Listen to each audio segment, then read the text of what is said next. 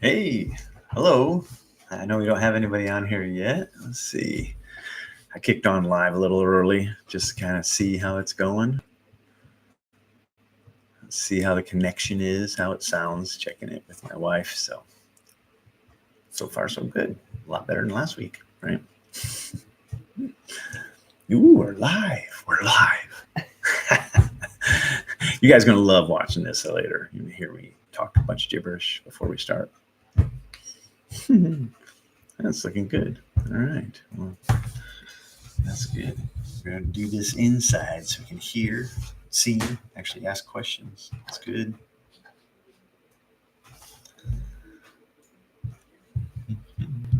Okay. We got somebody watching. I don't know if it's It's me. the moderator. No, that's my wife. Moderator. Thanks.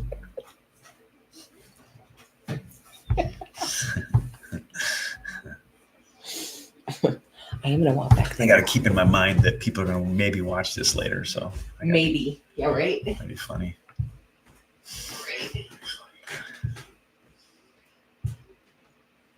She's going in another room so she can hear it correctly. That's good. Spring of 2025. Here we go. Another year. 14 years doing this business. Unbelievable. It's because of people. Oh, hey, we got a couple other people on there. Good. That is awesome. I don't know if the questions will be open yet until 1. We'll see.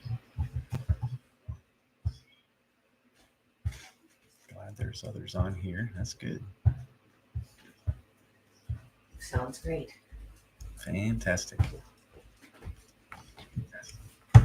Hey, chat me up if you're on there. Say hello or something so I can see. You have to turn your mic down there. Oh yeah. Volume.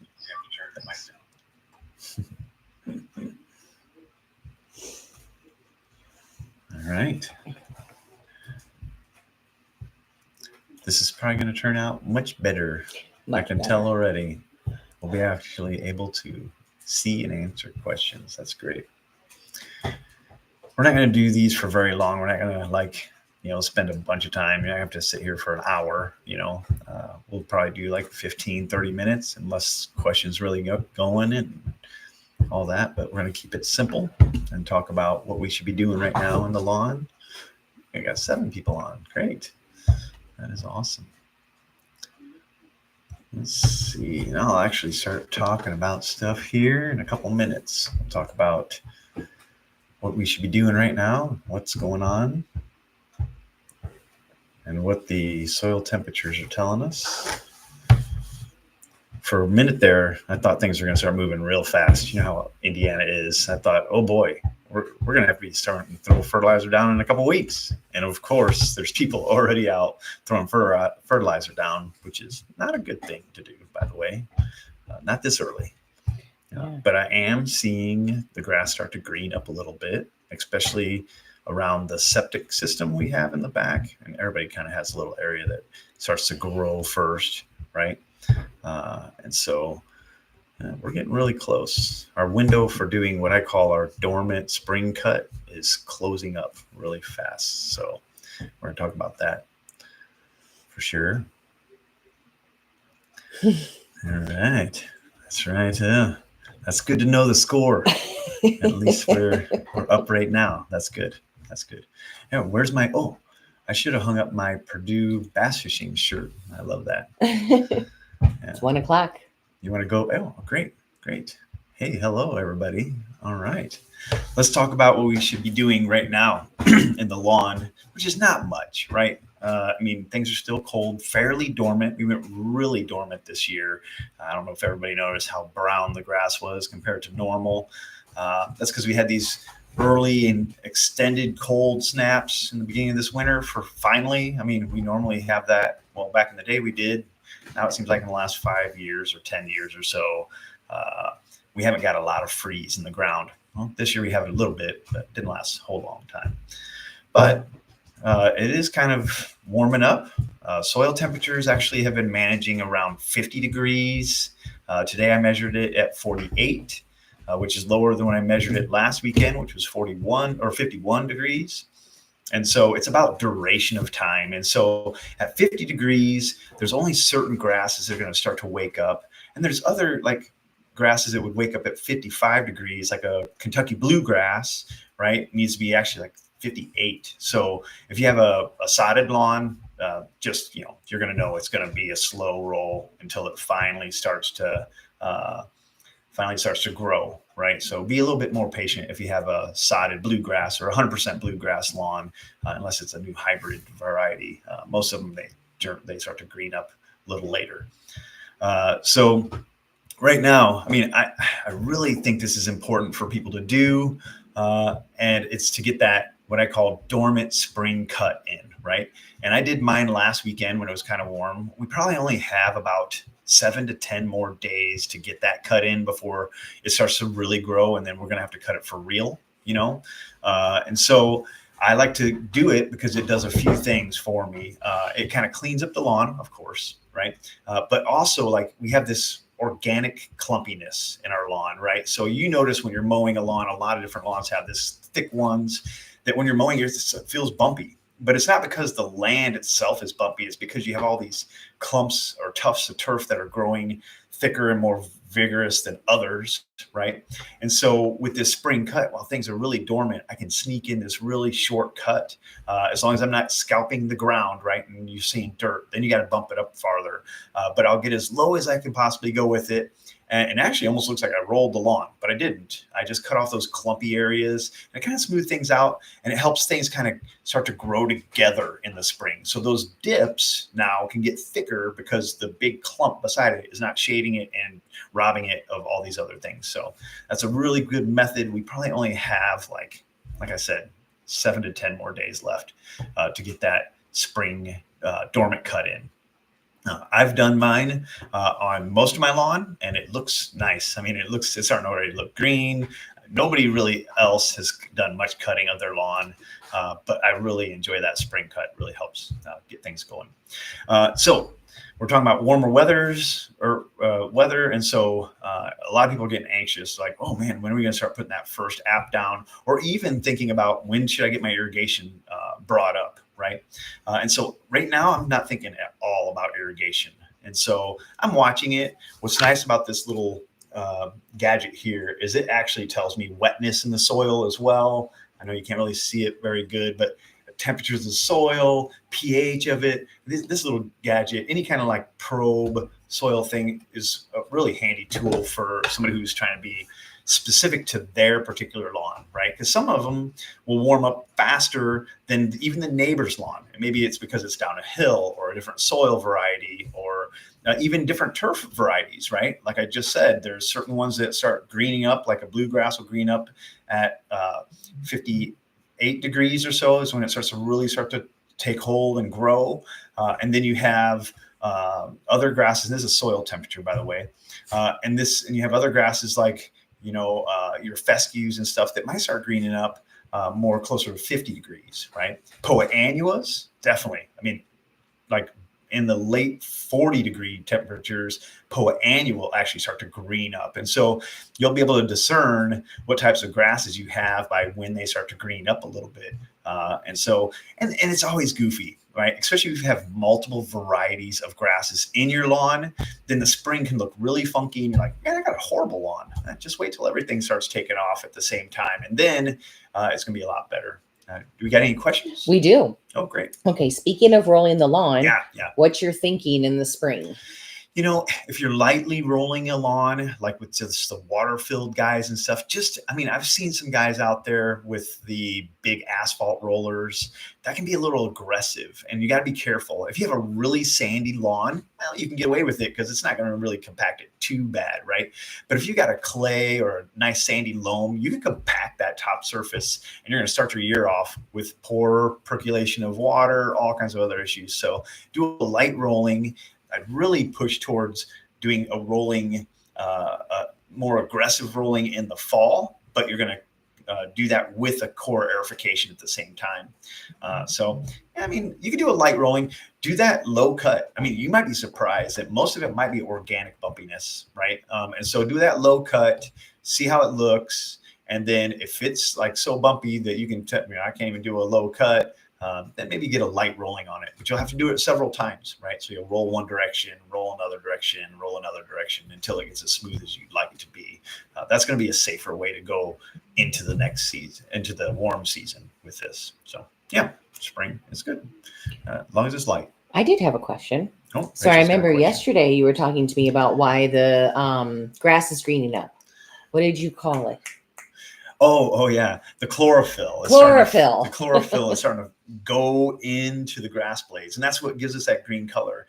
And what's crazy is nitrates, right, that are already in the plant, they are being pushed into the leaves, and that's what gives it that green color. Everybody's nowadays is a little scared of the word nitrate, but I mean, it is in everything. If we don't have nitrates, we don't live, right? I mean, I produce nitrates.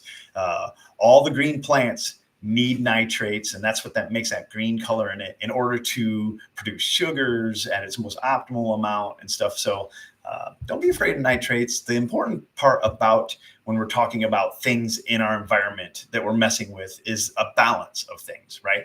So too many nitrates, and it starts to mess with your water a little bit. Then you get a little bit more nitrate into your system that you're not supposed to intake like that. That could be an issue, but it's really hard to reach that through a turf, right?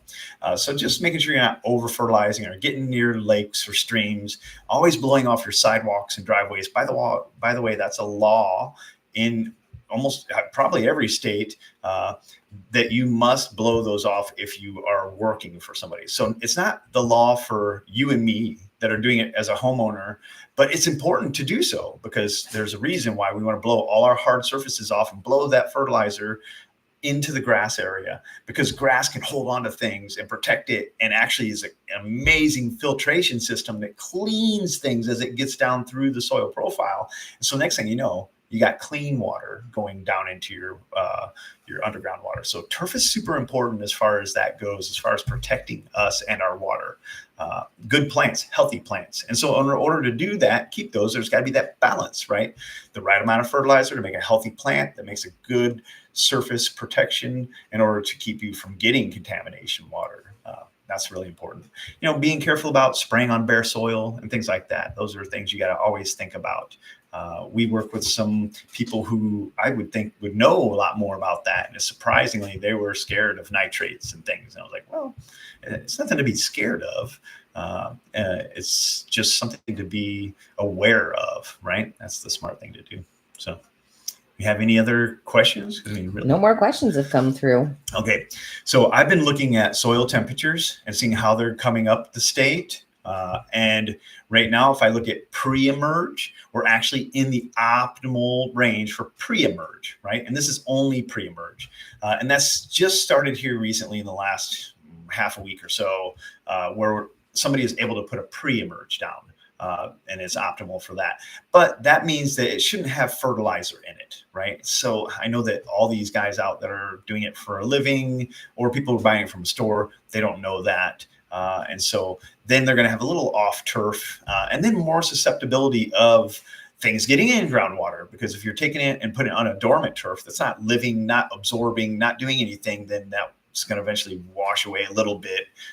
And so I think it should be something that you would say, hey, please don't apply to my dormant turf. Wait till I've mowed it at least 3 or 4 times. That's typically what I do. And then boom, I can fertilize it all I want, right? Well, you want to stay balanced.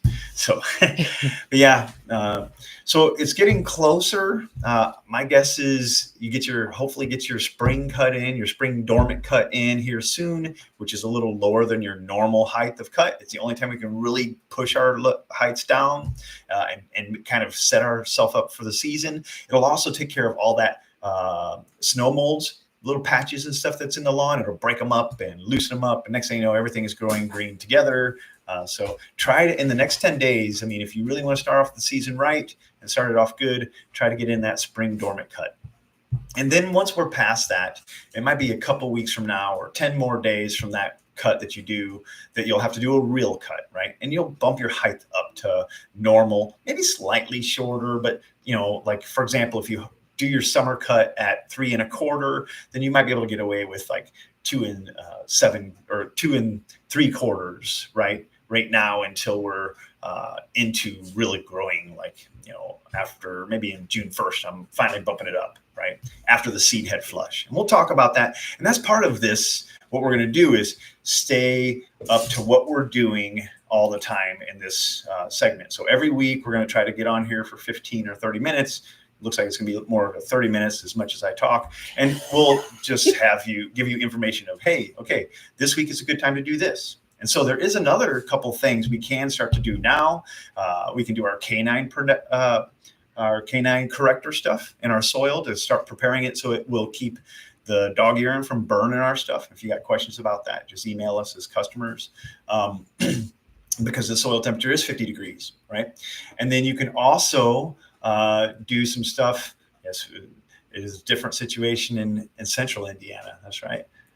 What is I'll read that. Yeah. Okay, great. And then we can also do our thatch buster, right? So our liquid stuff to dissolve our thatch way faster. We can start doing that. So when that soil temperature gets to 50, and then we're there now, just at 50, but we're there. Okay, great question. Okay, I'm in central Indiana. Yeah. My soil test instructed me to fertilize in early and late spring. My question is, I'm not sure what dates or soil temperatures I should use for the late spring date. Okay, so this is actually going to be easy for you, right? So just get a couple real mows in it, right? So you can do your spring dormant cut right now, which you're probably a little on the end of that, right? So maybe today would be your last day you can do a spring cut. I'm not sure how green your grass is, probably greener than mine. But get your mows in and try to get at least 2 mows in first before you do a light fertilizing. If that's what it's asking you to do. And then what was the second fertilizing question? It was, okay, so my soil test instructed me to fertilize in early and late spring. Oh, yeah. My question is, I'm not sure what dates. Yeah, sure. So for the late spring one. Right. So you're probably looking at, April 7th for your first one, and probably for your late spring is probably tail end of, maybe about 4 weeks later than that, about May 7th, right? That would be your later spring or even into there. So our normal applications up here, you're about a week ahead of us, maybe, is May 1st. Now, this is normal if I'm not getting soil tests saying, hey, I'm lacking things I need, right? So there are certain things you can do on that. But yeah, so that's interesting. Mm-hmm. And this person really likes our videos. Right. They wanted a pound of N for both fertilizations. Don't follow that. That's a really high amount to start off a year. If there's a reason why you're that low, and then you're probably going to start with a starter fertilizer, right? I don't know how old your yard is or anything like that, but that's a really high amount for a spring app.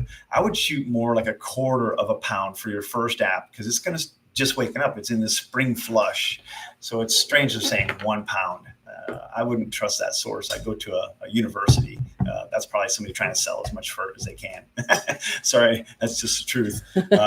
Then even your second one, your late spring app, I mean, 1/2 pound.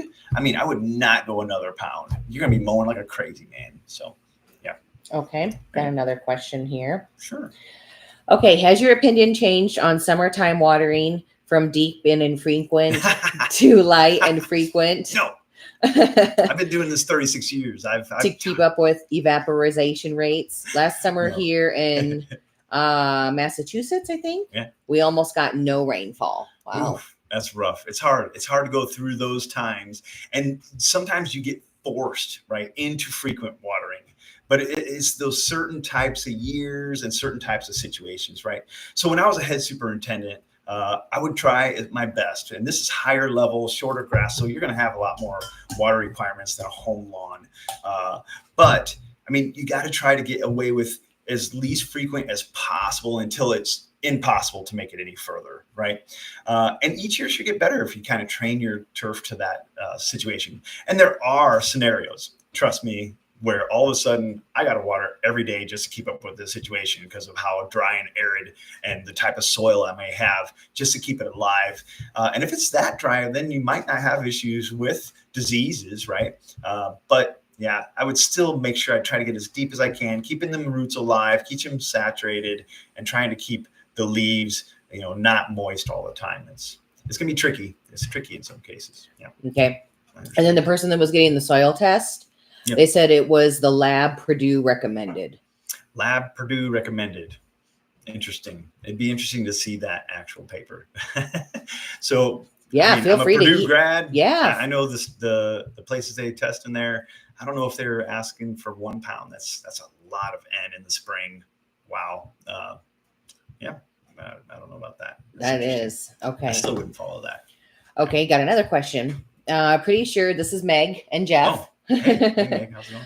Pretty sure Jeff talked to you about this already, Seth. He is planning to dethatch this spring. Yes. Have a recommendation on which machine to rent?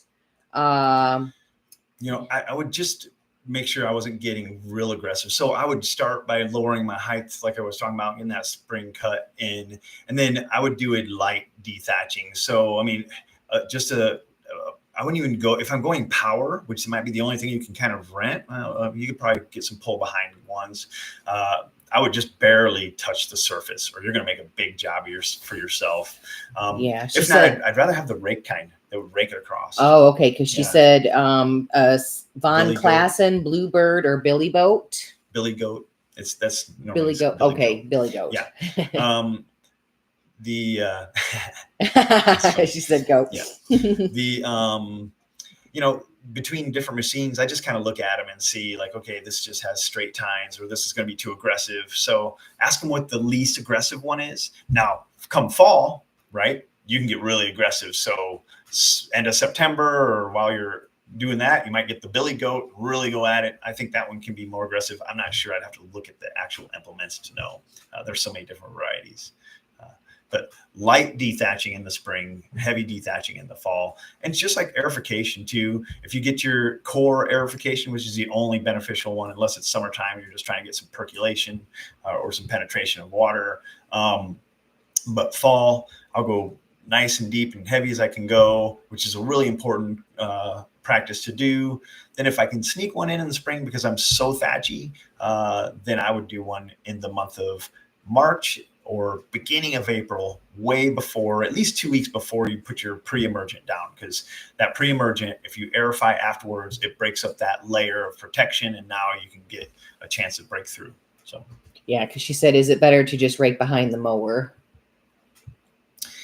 Yeah, it might be. It might be just to kind of see how low you can get that turf. Maybe you'll be able to get away with it, bag it and things like that when you get that lower height. I think that's a really good thing for you and Jeff to try this year, is get that short cut in. So it might take a couple steps, right? If it's a super thick lawn, and it has been for a long time, you might have to only lower it, like, okay, say you're mowing it 3 inches, you might be able to only get away with a 2-inch cut, right? Your first go around, and then come back in and see if you can get an 1.5 inch cut in there.